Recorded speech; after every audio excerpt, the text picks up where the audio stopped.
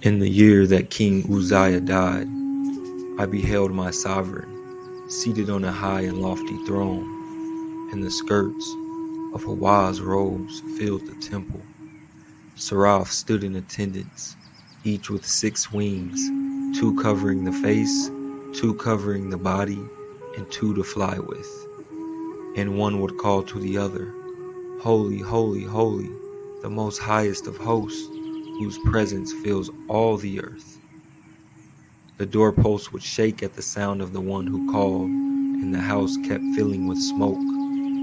I cried, Woe is me, I am lost, for I am a man of impure lips, and I live among a people of impure lips. Yet my own eyes have beheld the sovereign power, the most highest of hosts. Oh, wow. Then one of the seraphs, who had taken a live coal from the altar with a pair of tongs, flew over to me, touched it to my lips, and declared, Now that this has touched your lips, your guilt shall depart, and your sin be purged away.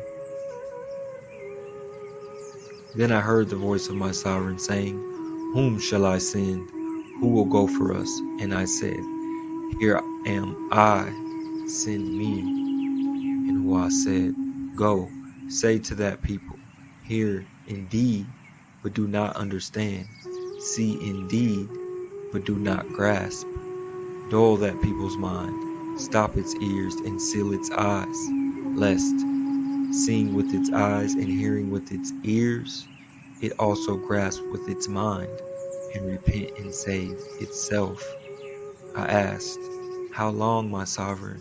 And Hua replied, Till towns lie waste without inhabitants, and houses without people, and the ground lies waste and desolate. For Hua will banish the population, and deserted sites are many in the midst of the land. But while a 10th part yet remains in it, it shall repent. It shall be ravaged like the terebinth and the oak, of which stumps are left even. When they are felled, its stump shall be a holy seed. Let's go, man. We're talking episode number 37, The Mandate of Heaven. Let's get it. Section 107 of the Copyright Act. We're talking scholarship and research. Let's go, man. We ain't new to this. We true to this. Let me know what you think. Leave a note in the comments. Are you the dragons found in the Americas? You are now tapped in with Dragon Canoe. We are steadily rowing, and we are constantly flowing. All praise to the Most High.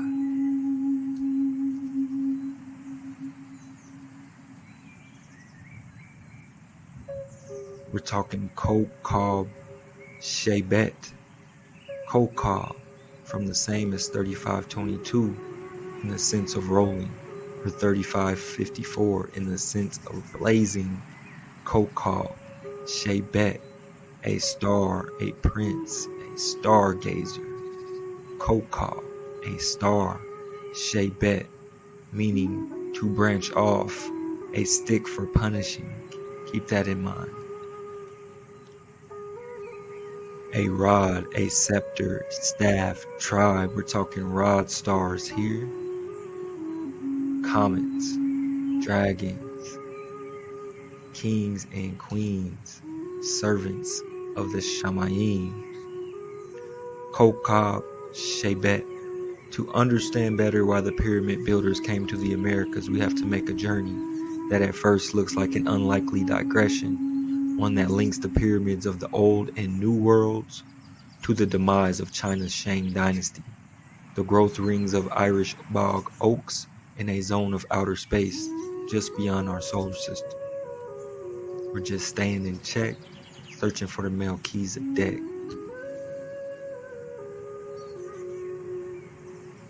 As we saw in Chapter 6, there is a tantalizing connection between the collapse of the Shang dynasty in China and the rise of the Olmec civilization. its zenith represented by the building of the Levanto pyramids on Mexico's Gulf Coast. The Levanto pyramid on Mexico's Gulf Coast, we're talking Olmecs. According to Chinese tradition, 250,000 people, they say, presumably families still loyal to the collapsing dynasty and probably at risk for their lives, fled eastward from China into the Pacific after the last Shang emperor, Zhou, also known as Zhou, was killed by his enemies in 1122. The anti-Shang forces were led by Wu Wang, founder of the Zhou dynasty. Zhou kings ruled until circa 22, when they were overthrown by the first man to rule all of China, they say. We're talking Orontius finds map 1531, Asia, in what we would know to be Mexico, Katai, the Kara Katai, Prester John, and the Black Catan. We got Florida, so this will have to be the Gulf Coast. We're talking Olmecs, Toltecs, Aztecs, and Shishimecs. Let's get it.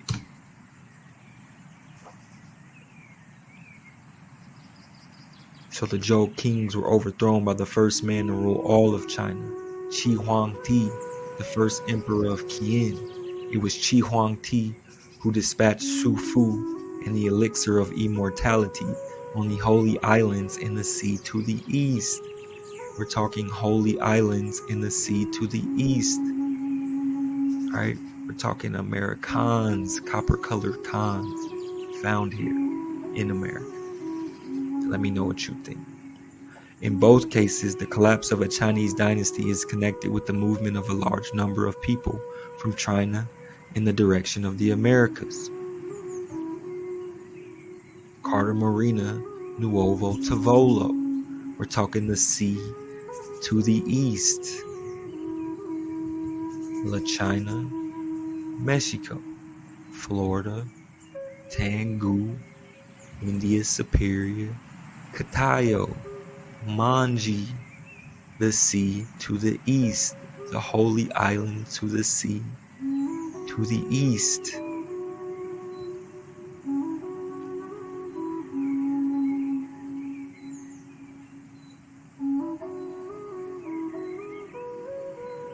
Among the ancient Chinese, an emperor ruled under a divine right known as the Mandate of Heaven, episode number 37. As long as he looked after his subjects, his power remained intact, but if he failed to place their well-being uppermost, then heaven removed his power. Such an event brought Tiang, the first Shang emperor, to the throne in about 1600. Qi, known as Ji, the last king of the preceding Xia dynasty, was seen as corrupt, a charge later leveled against Zhou, the last of the Shang. So corruption was a big deal in this time. Qi, known as Ji, the last king of the preceding Xia dynasty, was seen as corrupt, a charge later leveled against Zhou, the last of the Shang. Having lost the mandate of heaven, both Qi and Zhou had to be overthrown and replaced. When the mandate of heaven was withdrawn, there was no mistaking what happened. The ancient records say that the earth emitted yellow fog, the sun was dimmed, 3 suns appeared, frost in July, the 5 cereals withered, therefore famine occurred. Remember, we've seen this before.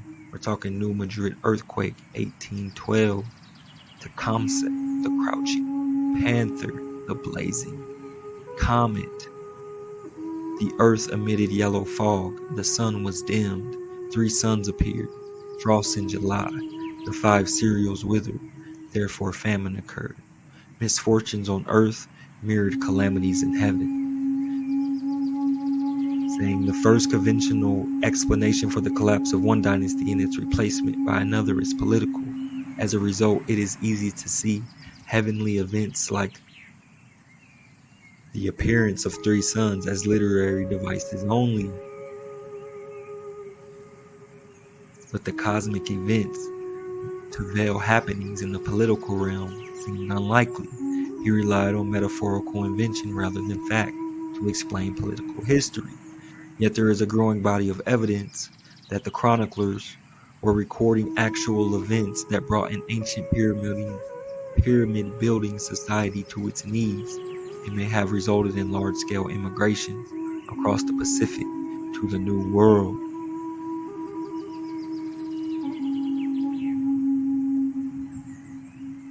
The chain of this evidence begins in Northern Ireland and leads in a loopily fascinating way back to those two waves of Chinese pyramid building who crossed the Pacific, they say, to the Americas. But you have to ask the question, were they already here?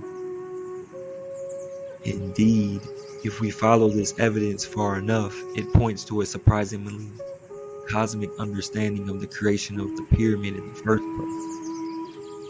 As practically everyone learns in elementary school, trees add a single ring of wood for each year that they grow. So now we're about to follow the trees, man. Let me know what you think. Leave a note in the comments. Talking 37, the mandate of heaven. Douglas was interested in changes in the sun's output of energy to determine whether solar energy peaked and fell in cycles. Douglas worked not only with living trees but also with ancient timbers retrieved from archaeological sites in the American Southwest. Meticulous work with these two sources allowed Douglas to create an accurate chronology going back to AD 701 and permitted the dating of ancient ruins in Arizona with a precision that archaeologists rarely enjoy. It also showed in what years rainfall was abundant and temperature was moderate, and what years were dry and challenging. Talking American Southwest, Arizona, California, Mexico, Texas. The same pattern was uncovered later in other tree ring chronologies from areas as far apart as New Zealand. Clearly, some kind of major climatic upset had affected the Earth. When Mike Bailey, a dendrochronologist at Queen's University in Belfast, began his work, scientists in the field held the theory that volcanoes were responsible in worldwide cold snaps when the sunlight was blotted out by dust. There were good, verifiable historical examples of such events. So, the role of powerful volcanic eruptions, underscored by the research of the late Val Lamar,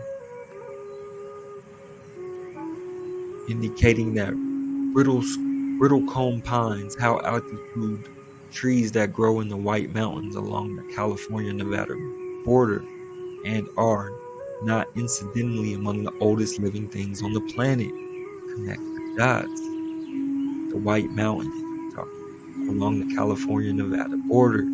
Connect that with Grand Mesa, Grand Junction, Colorado, the largest flat-top mountain in the world. Among the oldest living things on the planet. LaMarche and Harlan, both of the University of Arizona, found severe frost damage in the summer growth winds for, saying, AD 1884, 1912, and 1965. It says the cataclysmic eruption on Santorini, in other words, Hirschbach and LaMarche suggested pushing the Thayer date back, and a date that would work major havoc on the finely constructed chronologies was Middle and New Kingdom Egypt. Basically saying if you follow the dates, you follow the tree rings, it throws off the chronologies they've created of so-called Egypt. By this time, Bailey had constructed an Irish bog oak dendrochronology spanning the period of 5000 BC, they say, to AD 1000. He went to his tree rings for a close look. It shows a pattern of narrow rings around 1627. This data applied to more than the White Mountains, but noticed a couple of other things. Let's go. The correspondence grew even more fascinating when new data published in 1987 of another acid layer, this one in 1645. Use the margin of error for the ice core data and the overlap with the Irish bog, and you get this. It is obvious.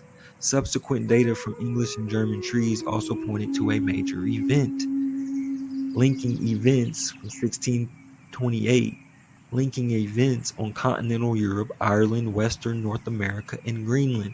Something very big affected no less than a major slice of the northern hemisphere.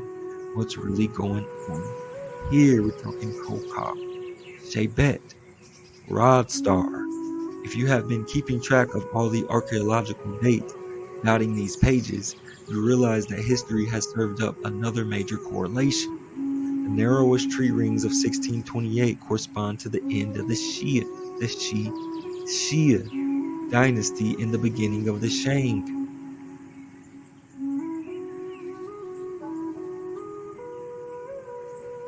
Saying falls well within the Greenland acid layer, in the time when pyramid building Shang refugees were fleeing into the Pacific, and the rise of Qi Huangdi to be ruler of all China, and the dispatching of Sun Fu, his retinue of 3,000, followed soon thereafter by a rapid collapse of the short-lived Qian. Was Shi Huangdi and Sun Fu? What's really going on here? In the replacement of the Han Dynasty, there was no reason to doubt that a thick dust veil with its attendant cooling lay behind each of these events. The question was where the dust veil came from. Volcanoes were increasingly unlikely. Rarely do they erupt so violently for such long periods. With their mandate of heaven, episode number 37, the Chinese pointed Bailey and the dendrochronologist to the sky. So did the dinosaurs, who had a sobering lesson to teach about heavenly objects called comets, Kokab, Chebet, Rod stars. Let's get it. The next step in this investigation is to lay the pattern of tree ring and acid layer dates against the historical record and look for evidence.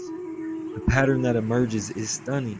It tells us, too, what terrible times descended upon the world at those critical junctures when pyramid builders apparently immigrated from one area to another. Let me know what you think. Leave a note in the comment box.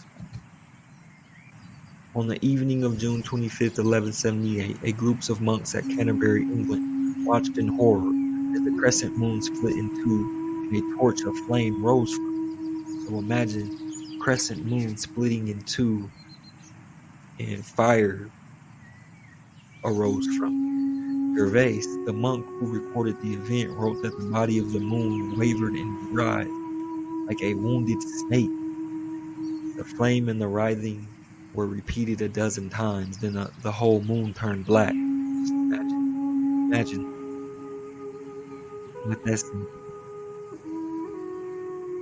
Many years ago, the meteorite expert J.B. Hartung decided that Gervais had described not a vision rising from a monk's mind, but the crash of an astronomical body into the moon.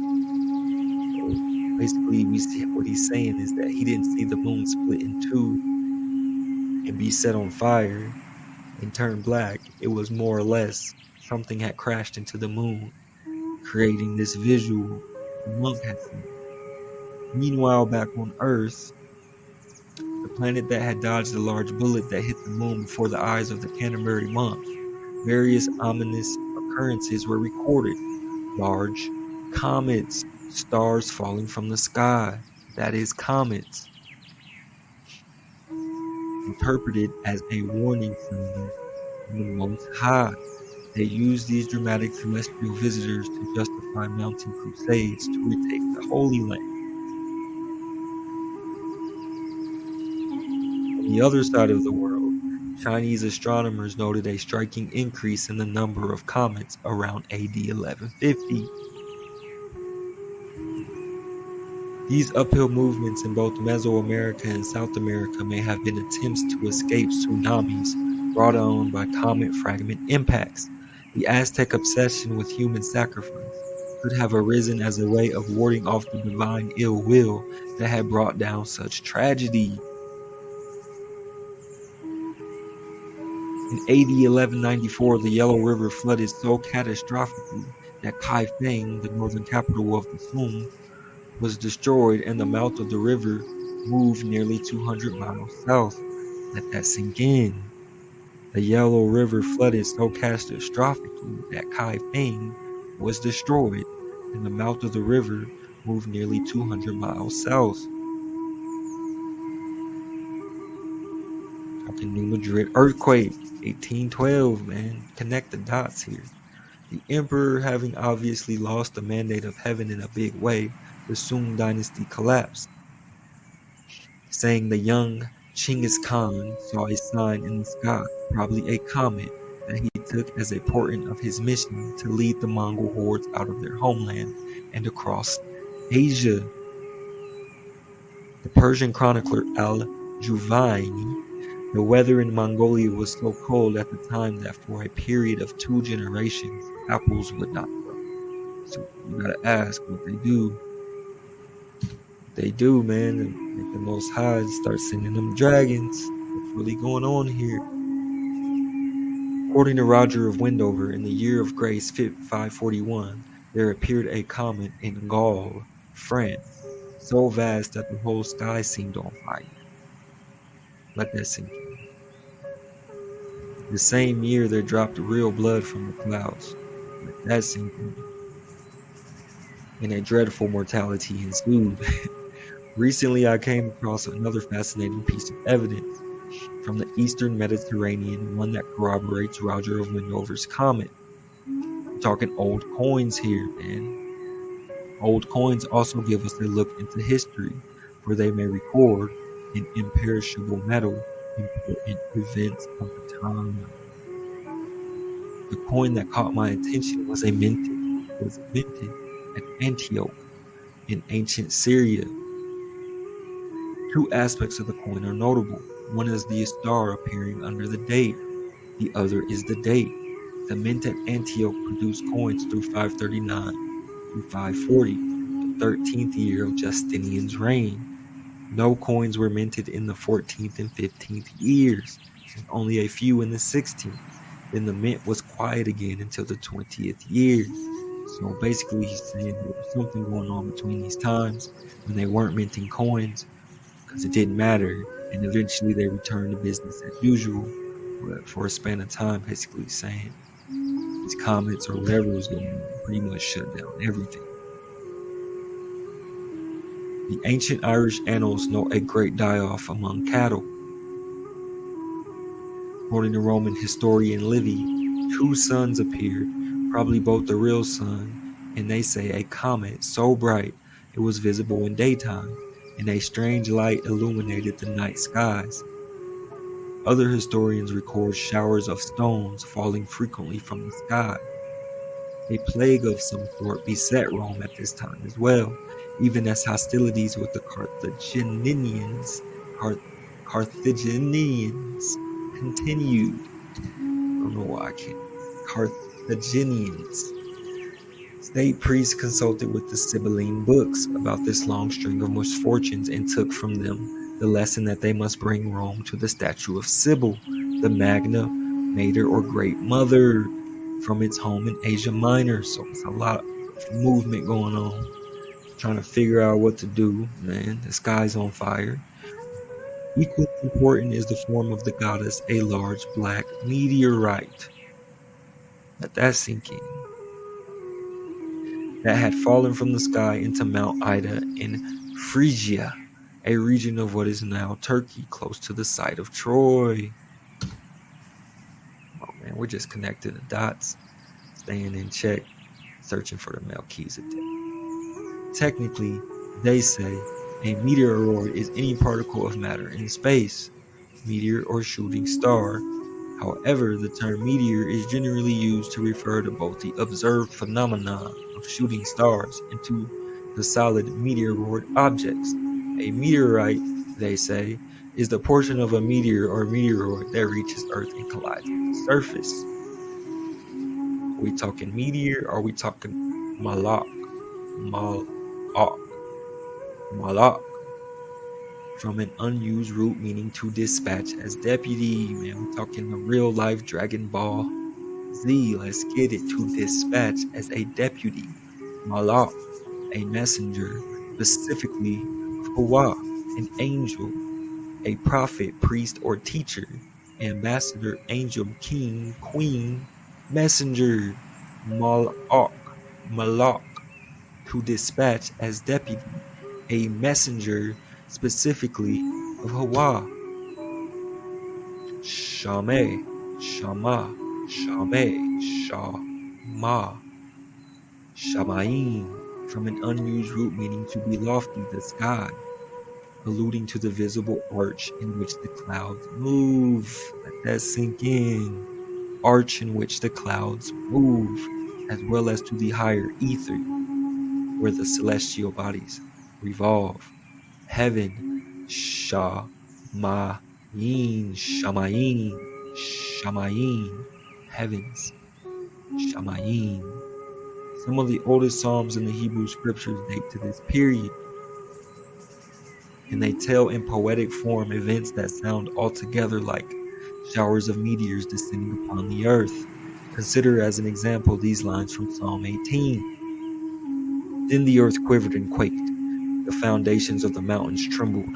From his nostrils a smoke ascended, and from his mouth a fire that consumed. Live embers were kindled at it. Darkness he made a veil to surround him. His tent a watery darkness, dense cloud.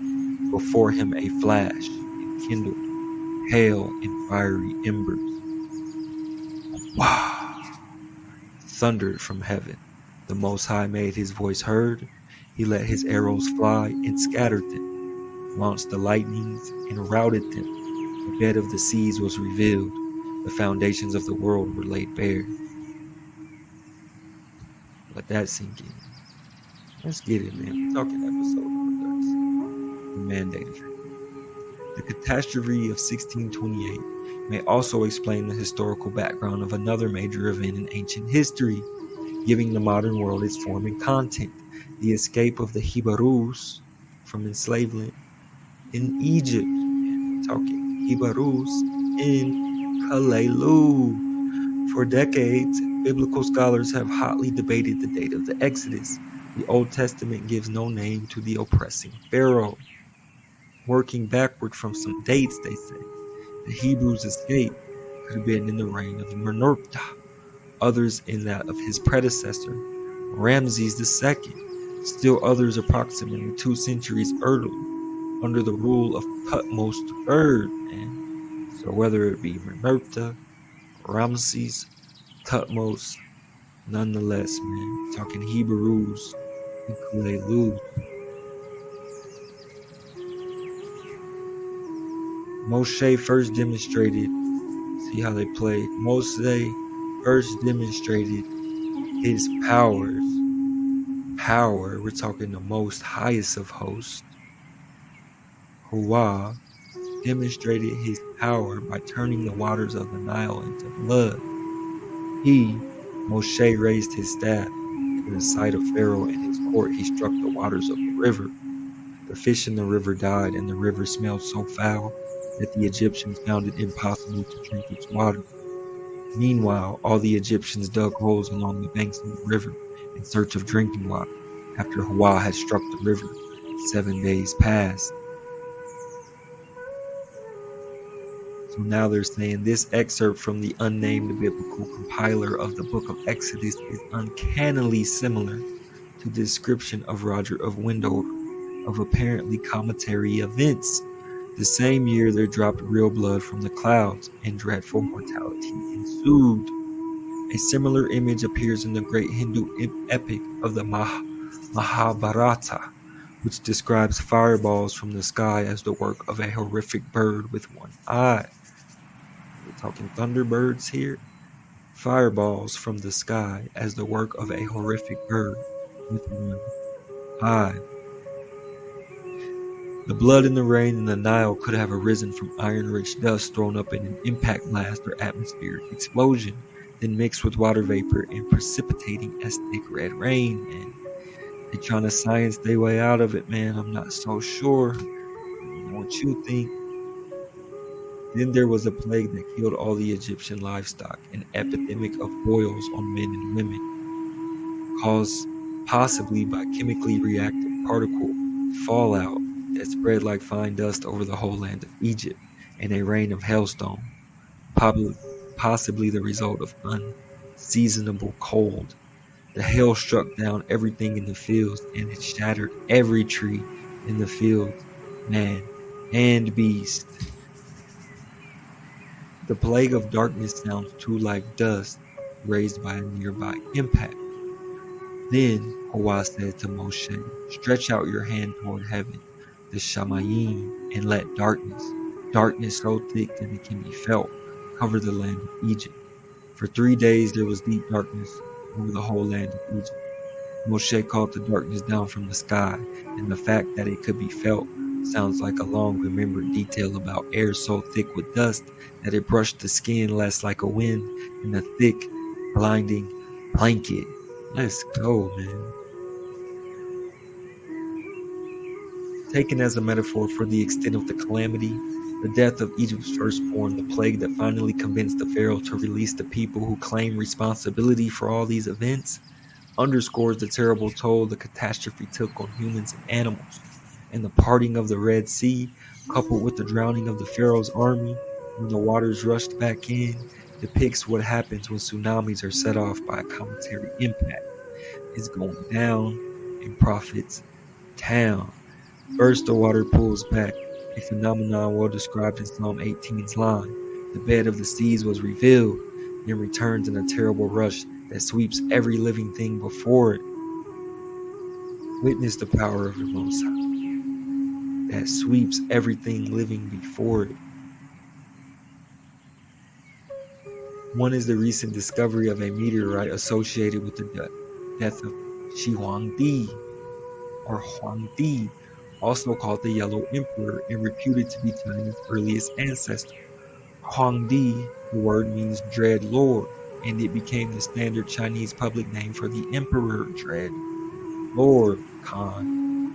Khan, a founding hero along the mythological lines of Israel's Moshe, or Egypt's Scorpion King. His accomplishments are so many and magnificent that he is almost certainly a composite built from several historical figures. Talking Huangdi, who they associate with Moshe or the Scorpion King.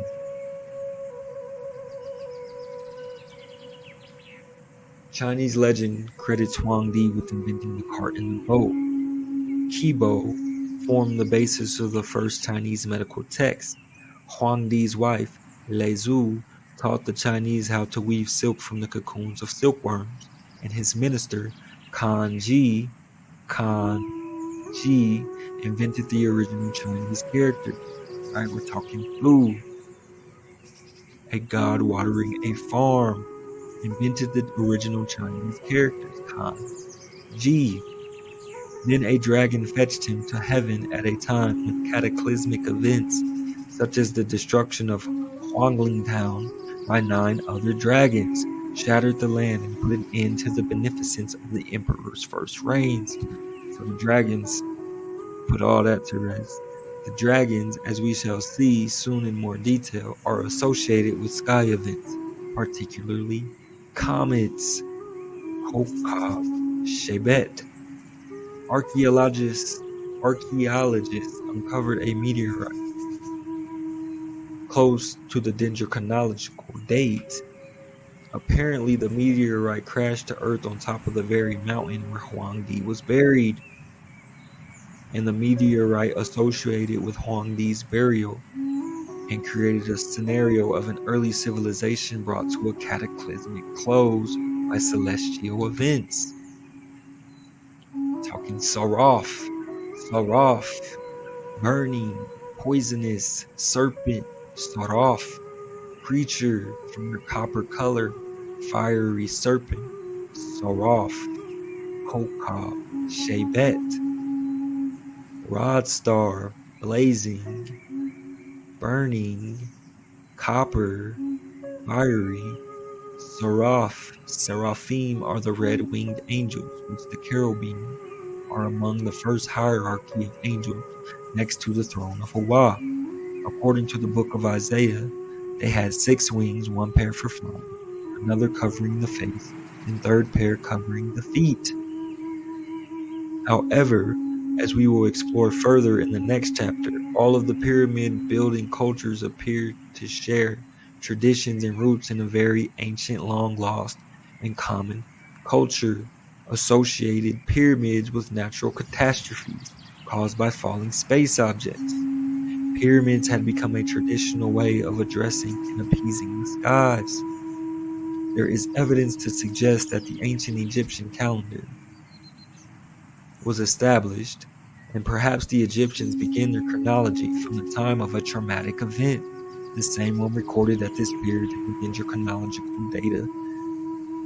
Saying, third, what may be additional evidence comes from a hypothesis from Stephen Blaha.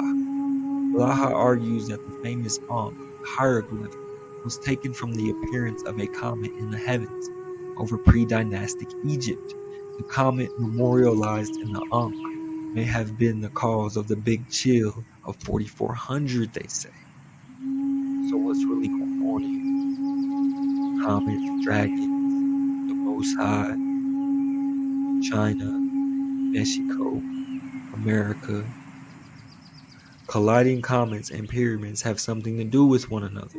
It becomes even more apparent that these great monuments, in Old World and New World alike, owe their genesis to those times when the sky reached down to touch the earth with its fire.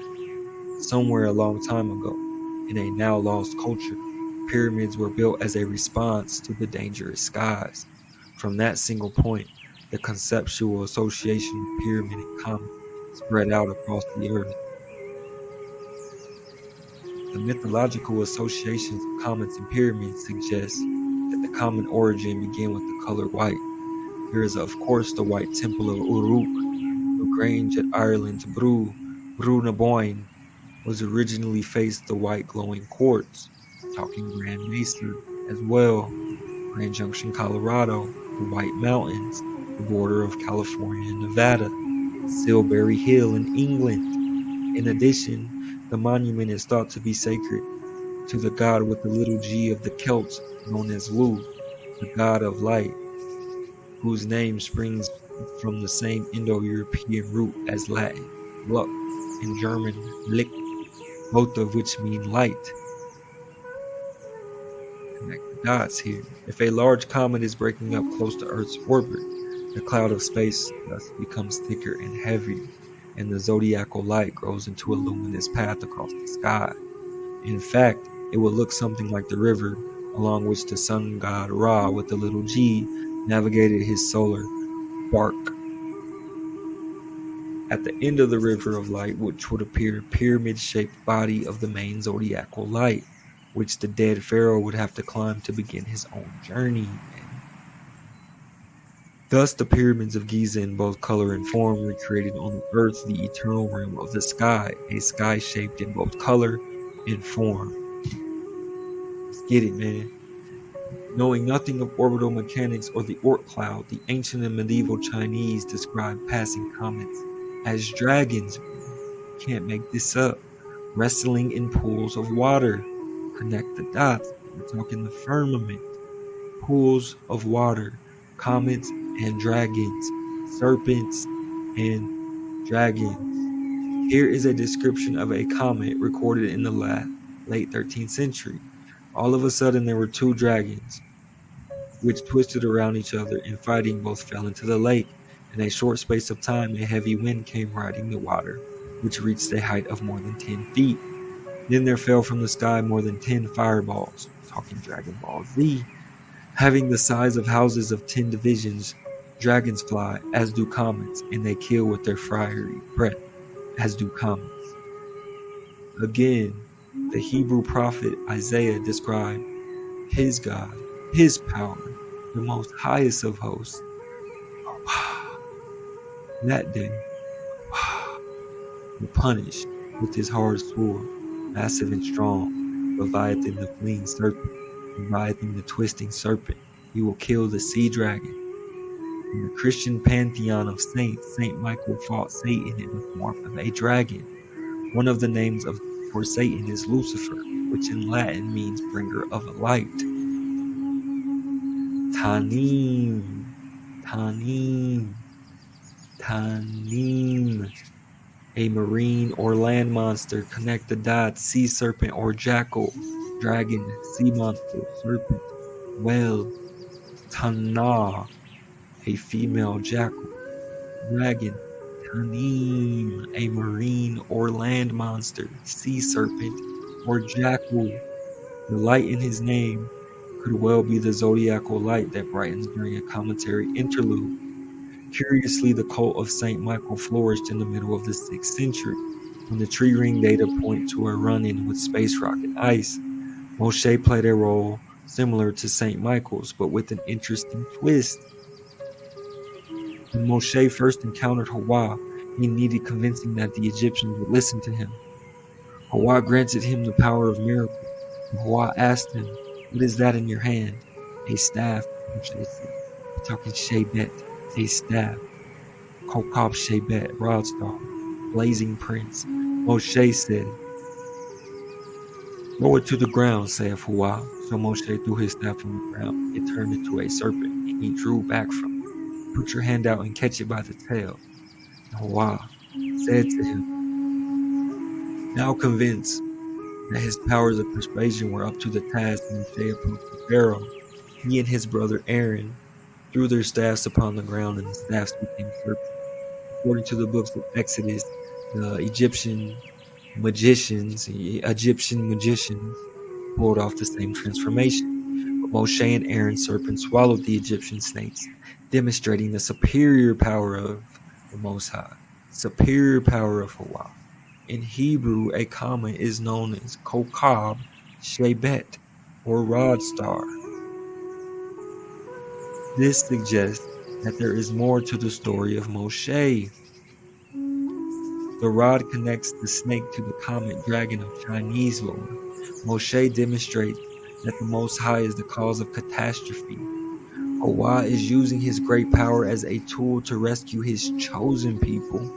Saint Michael defeats the power of the comet, and Moshe harnesses it to Hawa's purpose. We're just staying in check, searching for the Melchizedek. Let's go. Episode number 37, The Mandate of Heaven.